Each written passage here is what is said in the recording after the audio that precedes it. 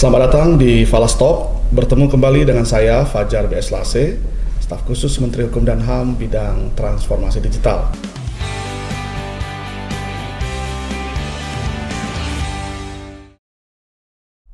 Hari ini kita kedatangan tamu yang istimewa, seorang Jenderal Angkatan Laut, Bapak Julianus Jebua. Pak Jebua, senang sekali bisa hadir di Falastop pada hari ini, Pak. Suatu kehormatan bagi kami. Terima kasih sudah hadir, Pak. Baik, Pak, izin boleh Bapak memperkenalkan diri kepada pemirsa Falastop supaya bisa mengenal Bapak lebih dekat. Silakan, Pak. Terima kasih Pak Fajar. Tidak kenal maka tak sayang. Saya Laksamana Pertama TNI Julianus Jebua. Saya berdinas di Kogapilan 1 di Tanjung Pinang. Saya sendiri telah menikah, 1 istri dan 3 putra. Ya, sekarang sudah besar-besar, tinggal 1 orang masih kuliah di Universitas Diponegoro, Pak. Kemudian sebelum berdinas di Tanjung Pinang, kami berdinas di Dinas Keuangan Angkatan Laut, 5 besar. 5 besar, Pak, ya? Ya. Baik, terima kasih, Pak. Perkenalan yang singkat. Oleh karena itu, pemirsa Falastop, jangan lupa like, subscribe, follow, dan berikan komentar agar bisa mendapatkan pertama kali terkait Falastop. Kita akan lanjutkan bincang-bincang kita dengan Pak Jebua.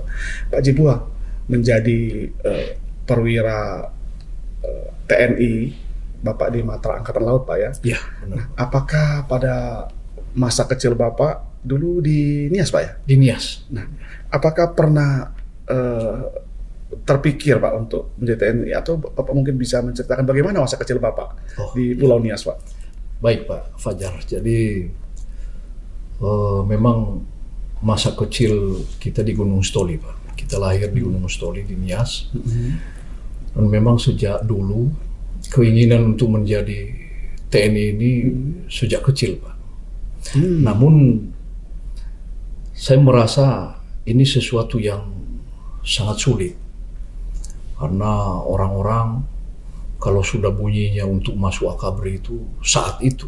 Akabri waktu itu, Pak, ya? Akabri itu sangat sulit.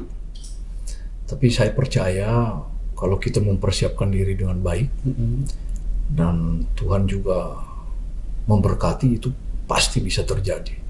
Dan itulah kenyataannya sekarang. Ya, puji Tuhan, ya, negara memberikan kesempatan kepada saya untuk berbakti. Demikian. Bapak menyelesaikan pendidikan SD, SMP, SMA itu di Gunung Sitoli, Pak? Di Gunung Sitoli, SD di SD Negeri 1, Gunung Sitoli, kemudian SMP juga di SMP Negeri 1, Gunung Sitoli, kemudian di SMA Negeri 1, Gunung Sitoli juga. Jadi keinginan untuk menjadi Akabri pada waktu itu, Pak, itu karena orang tua atau paman, atau memang melihat figur siapa, Pak? Atau apa yang membuat Bapak berkesan untuk menjadi Akabri pada masa itu, Pak? Baik, Pak. Jadi sebenarnya rasa penasaran saya untuk masuk Akabri itu sangat tinggi, Pak. Karena situasi di saat dulu di Nias itu untuk masuk tentara itu rata-rata pinginnya masuk tamtama. Jadi untuk masuk Akabri itu sangat-sangat berandai-andai, Pak. Makanya saya diam-diam mempersiapkan diri.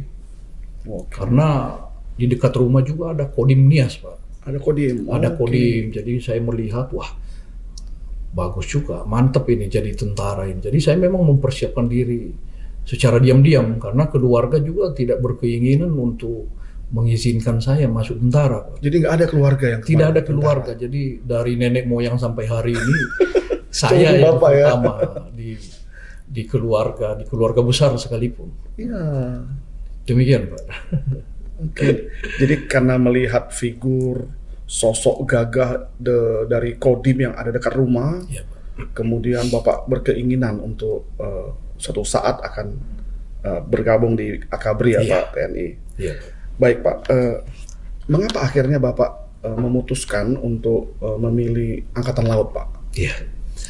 Jadi di saat tahun 90-an Pak, sistem penerimaan itu kan masih umum Pak. Jadi semua mendaftar di Kodam, kemudian setelah masuk sampai di Magelang itu baru dibagi-bagi sesuai psikotes.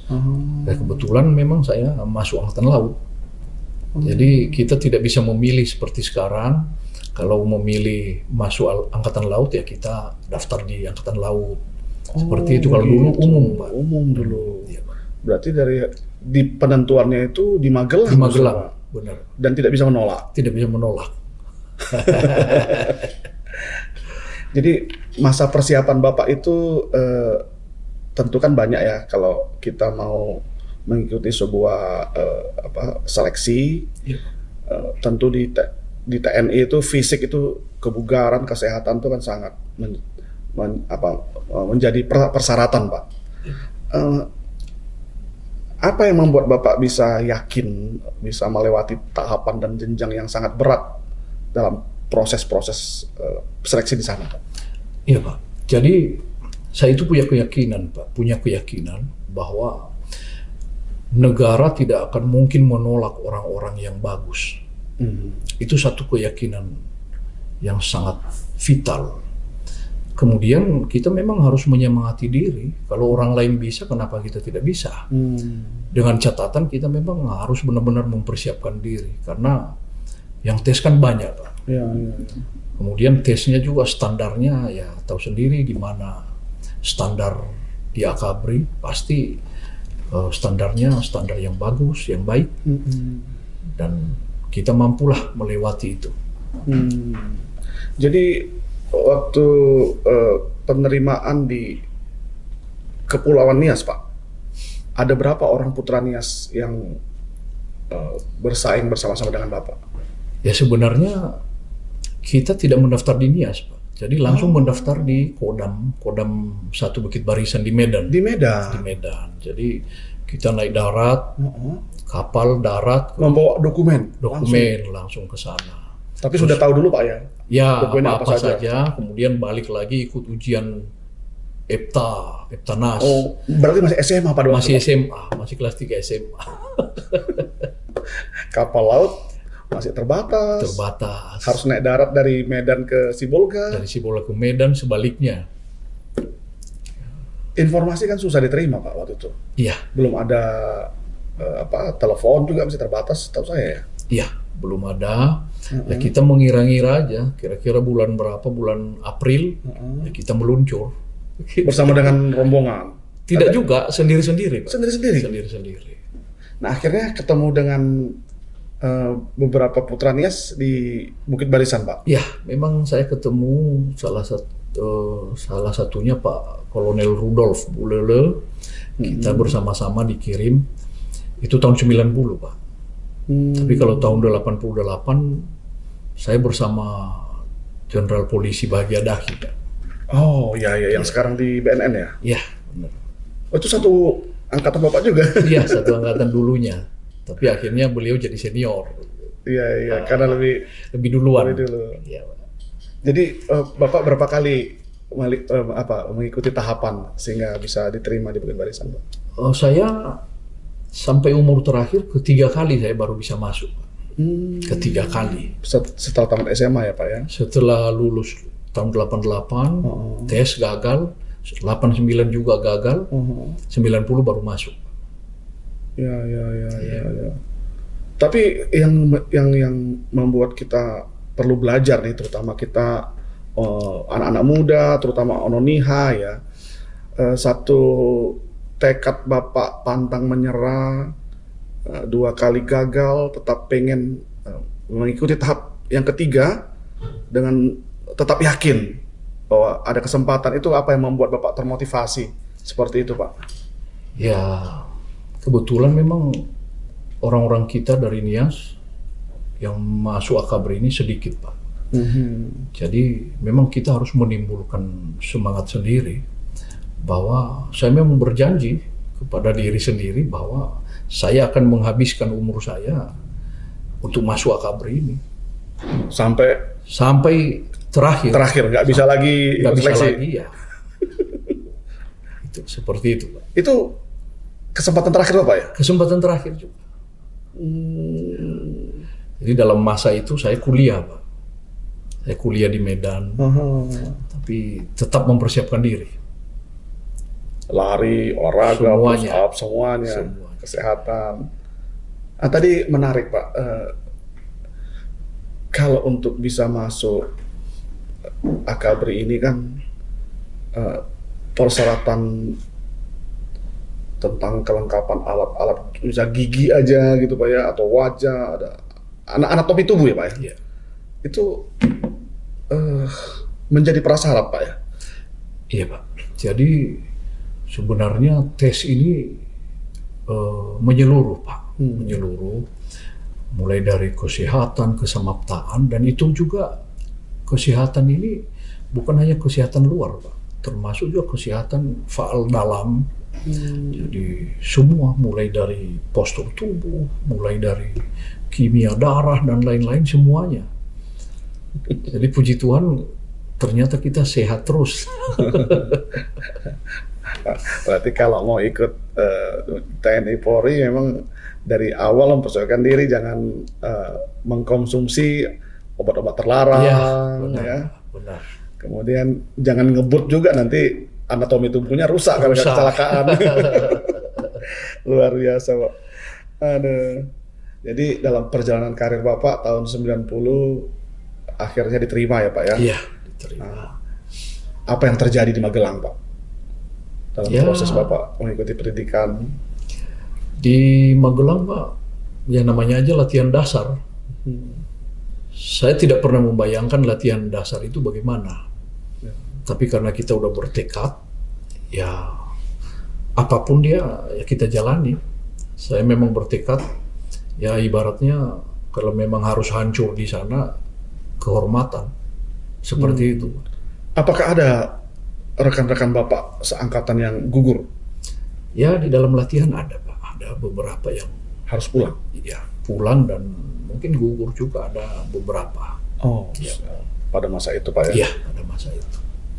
Tapi kalau kita lihat film ya, pernah lihat film, jarang sekali film Indonesia menggambarkan tentang TNI. Tapi kalau pernah satu kali ada film tentara Amerika, dia gambarkan kalau mau menyerap, bunyikan lonceng itu.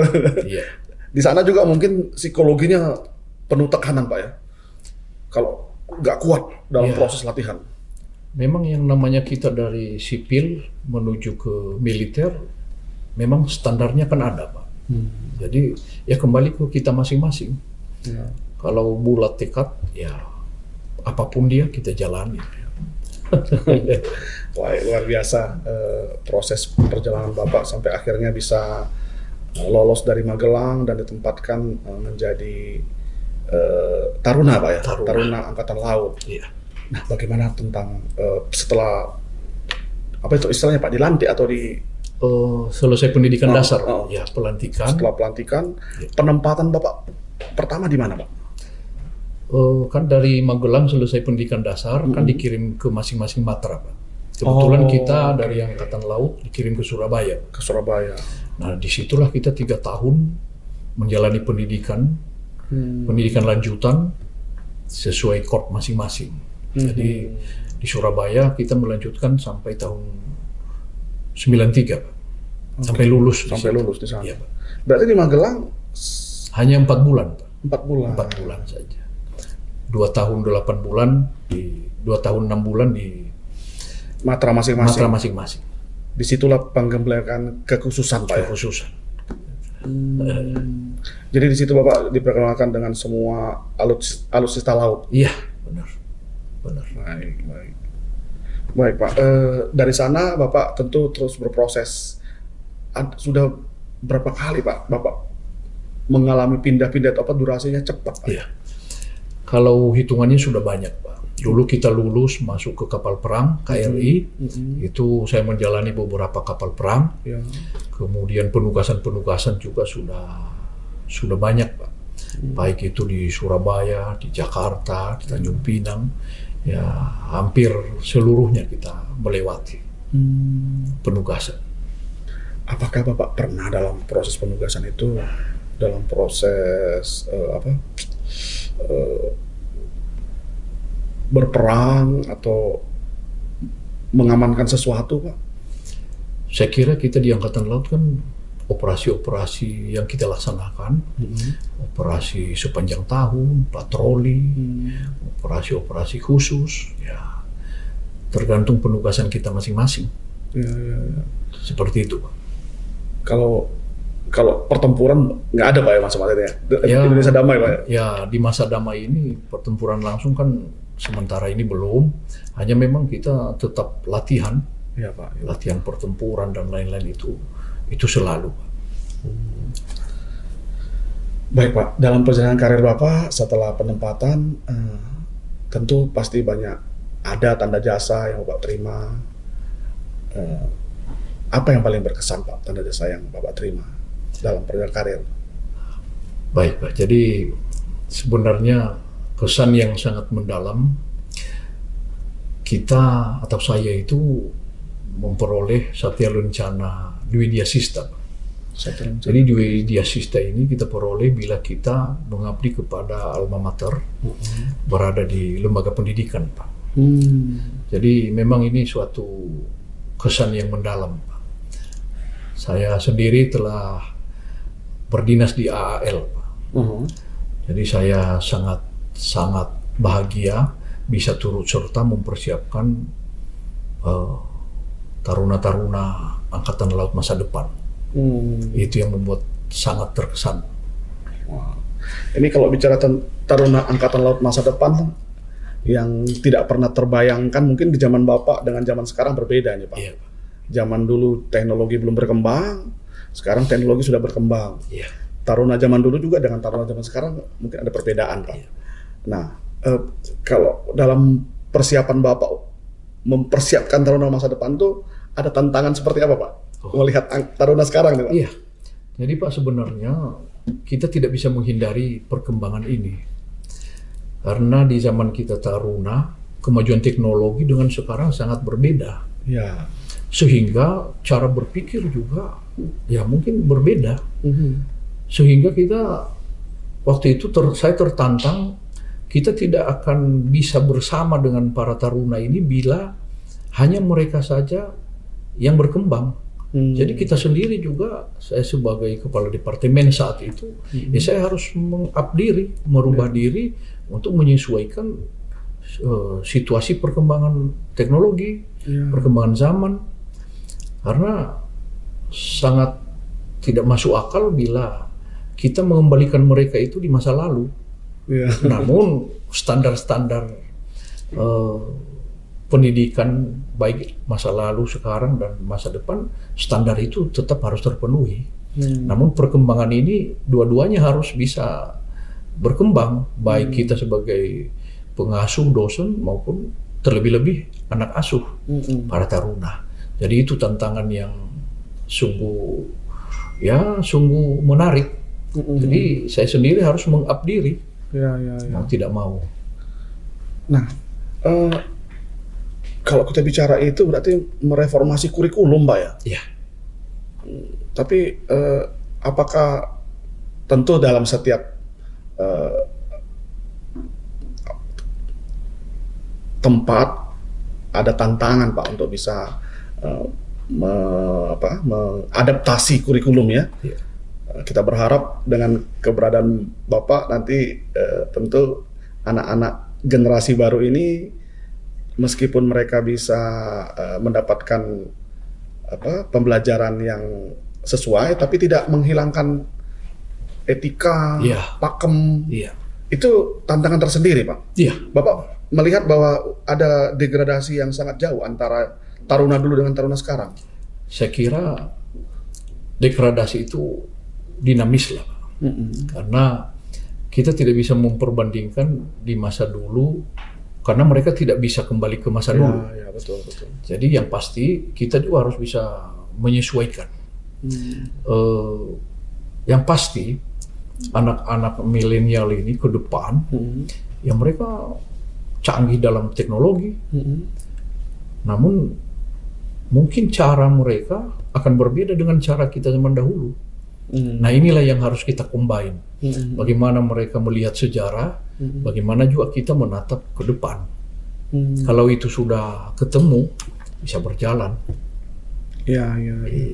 Ada satu hal yang menarik, Pak. Apakah kemajuan teknologi ini akhirnya membuat minat anak-anak muda untuk menjadi taruna semakin mengecil atau tetap konsisten, Pak? Justru, Pak, dengan kemajuan ini, minat generasi muda itu luar biasa. Mereka sangat banyak sekali dibanding saya zaman dahulu. Minat untuk masuk itu tinggi, Pak, ya? Luar biasa, sangat banyak. Sangat banyak. Ya. Apa mungkin informasi sudah benar. cukup tinggi, dan bisa jadi juga mereka ingin mencurahkan ilmu mereka, Pak. Bisa jadi, untuk bisa jadi kemajuan seperti itu. Ya. Angkatan Laut terutama, Pak, ya. Pak. Baik, luar biasa, Pak. Apa kesan khusus Bapak berdasarkan riwayat jabatan sampai akhirnya sekarang menjadi Laksamana pertama, Pak, ya? Kalau di Angkatan Laut, Pak, ya. Kesan khusus Bapak dalam riwayat jabatan Bapak sepanjang karir Bapak? Ya, itu tadi. Saya sangat berkesan berdinas di Akademi Angkatan Laut. Karena tidak pernah juga terpikir akan turut serta membangun generasi Angkatan Laut ke depan. Dan itu sudah terjadi. Ya, saya merasa bahagia bisa ikut serta membangun generasi Angkatan Laut ke depan. Generasi yang beradaptasi dengan teknologi. Ya, teknologi. Kemajuan teknologi. Ya, unik, Pak, kalau berada di bukan di ranah sekarang berada di dapurnya sebenarnya, Bapak, ini ya. Dapur penggemlengan para taruna. Oke. Baik, Pak, dalam perjalanan karir kita pasti ada suka dan duka, Pak. Bagaimana dengan Bapak dalam perjalanan berkarir di Angkatan Laut, Pak? Yang pasti lebih banyak sukanya, Pak. Yang pasti lebih banyak sukanya. Itu yang saya rasakan. Karena orang akan merasa banyak sukanya bila seseorang itu memang bertujuan untuk itu. Jadi bila pun ada duka, kita akan membuat menjadi suka. Jadi dukanya itu sangat sedikit. Dinikmati, Pak. Dinikmati. Ya. Baik. Oke. Apa pesan yang Bapak ingin sampaikan kepada generasi muda? Ya, tentu mungkin generasi muda Nias, Pak. Anak-anak muda Nias yang punya keinginan yang sama, mau menjadi taruna, apakah itu laut, udara, darat, tapi ya ada tantangan. Kadang mereka cepat juga putus asa gitu, Pak. Kalau melihat figur Bapak, tentu mereka ingin sekali suatu saat pun bukan hanya menjadi taruna, tapi menjadi laksamana, menjadi jenderal gitu. Ya, saya sangat mengharapkan generasi muda kita dari Nias punya keinginan yang besar, punya cita-cita yang besar. Tidak ada jalan buntu di dunia ini. Silahkan bercita-cita, mempersiapkan diri, dan saya sangat mengharap generasi muda kita dari Nias, datanglah. Negara sedang menunggu generasi kita untuk datang berbakti. Terbuka luas kesempatan, Pak. Di zaman sekarang negara sangat membutuhkan, ya silahkan datang, itu harapan saya. Jangan ragu-ragu, karena sekarang sudah berkembang sedemikian rupa. Ya, mudah-mudahan adik-adik kita dari Nias punya semangat, punya keinginan, punya cita-cita untuk masuk ke Akademi Angkatan Laut, ataupun menjadi Bintara Angkatan Laut, menjadi Tamtama Angkatan Laut. Mari, negara menunggu. Apa yang harus mereka persiapkan, Pak? Berapa lama mereka harus persiapkan? Saya kira yang pertama harus dipersiapkan itu adalah motivasi mereka, mereka harus menimbulkan keinginan mereka, Pak. Dengan apa? Dengan mereka mungkin sekarang di Nias ada pangkalan angkatan laut, ada Lanal. Ya, mari kita melihat orang lain bisa masuk, kenapa tidak dari Nias bisa masuk ke angkatan laut? Mari silahkan. Itu angkatan laut sangat membutuhkan. Baik, luar biasa. Jadi beberapa poin penting dari Pak Jebua, tentu tumbuhkan dulu ya Pak ya, Ya. kebanggaan, rasa ingin bergabung di sana. Setelah itu persiapkan diri. Pak Laksamana pertama Yunus Jebua, terima kasih sudah datang di Falastalk. Tentunya perjalanan karir Bapak ini menginspirasi banyak anak-anak muda, terutama anak-anak muda dari Nias, untuk melihat ada putra Nias yang berhasil, dan mereka juga ingin berhasil seperti Bapak. Yep. Falastalk, sahabat Falastalk, tetap like, subscribe, follow, dan berikan komentar positif untuk mendapatkan kesempatan pertama. Dan kepada para pemuda, Ononiha, dimanapun kamu berada, dan semua orang muda, ayo, persiapkan dirimu, negara menunggu, kata Pak Jebua. Sampai jumpa di Falastalk sesi berikutnya.